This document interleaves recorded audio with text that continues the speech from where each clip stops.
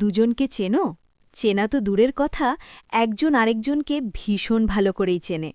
কিন্তু বলো তো, টাকার জোরে কি সত্যিই কারো জীবন কেনা যায়? ভালোবাসা কি নিলামে ওঠে? আজকের পর্বে এমন এক হৃদয় বিদারক পরিস্থিতির সামনে আসতে চলেছে যা আপনাদের নাড়িয়ে দেবে ভিতর থেকে। ছোট্ট তানিয়ার জীবন বাঁচাতে দরকার ৪০ লক্ষ টাকা, হাতে মাত্র ৪৮ ঘণ্টা। এই অসহায় মুহূর্তটাকেই হাতিয়ার বানায় মৌলি। সে সরাসরি প্রস্তাব দেয় টাকা দেবে, তবে শর্ত একটাই, অনিরুদ্ধকে সারা জীবনের জন্য তার নামে লিখে দিতে হবে।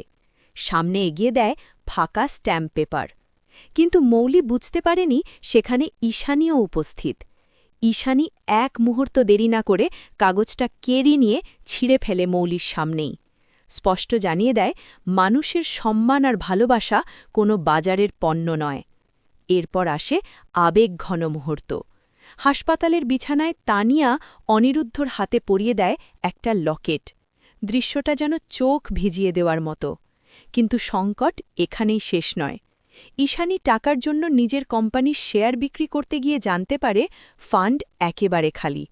চারদিক থেকে যেন ফাঁদ পেতে রেখেছে মৌলি। হার মানার মেয়ে নয় ঈশানী। সে সিদ্ধান্ত নেয় ১৫০ জনের বিয়ের রান্না করবে। তানিয়াকে বাঁচানোর জন্য এখন সে রাঁধুনি। আর প্রমোতে দেখা গেছে আরও চমক। ডেলিভারি বয়ের পোশাকে হাজির অনিরুদ্ধ। ঠিক সেই বিয়েবাড়িতেই অতিথি হয়ে আসে মৌলি। যখন মৌলি দেখবে অনিরুদ্ধ ডেলিভারি বয় আর ঈশানী রাঁধুনি, তখন কি করবে সে? অপমান করবে, নাকি পরিস্থিতি বদলে যাবে এক ঝটকায়? সব প্রশ্নের উত্তর মিলবে আগামী পর্বে। ঈশানী কি ঠিক করেছে স্ট্যাম্প পেপার ছিঁড়ে, নাকি তানিয়ার কথা ভেবে চুপ থাকা উচিত ছিল? কমেন্টে জানাও তোমাদের মতামত। ভিডিও ভালো লাগলে একটা লাইক দিও। আর এমন আপডেট সবার আগে পেতে চ্যানেলটি সাবস্ক্রাইব করে রেখো। ভালো থেকো, সুস্থ থেকো।